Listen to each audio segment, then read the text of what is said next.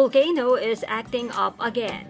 That is why Mayor Ben Patron of San Jose, Batangas is calling on mayors in the province to help evacuees who will flee to their areas.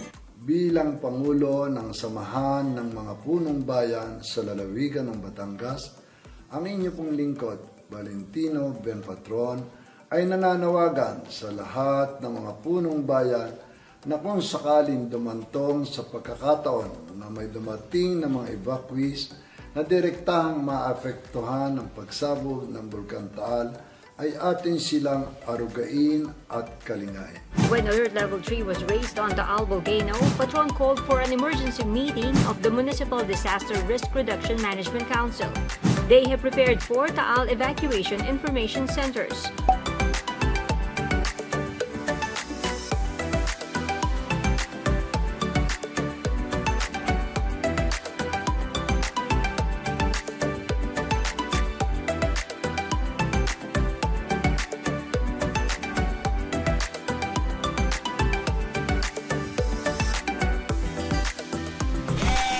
Also part of San Jose's preparedness program are vehicles on standby at the Municipal Hall. Ang ating pong pagkakalinga ay magiging malaking tulong sa mga biktima ng nasabing kalamidad.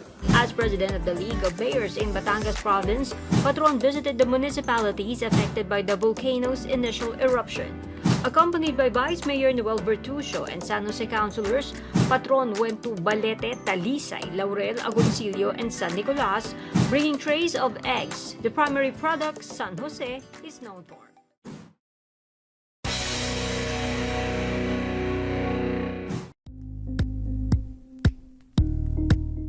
Thank you for watching Politico TV. Please like and subscribe to our channel for more videos.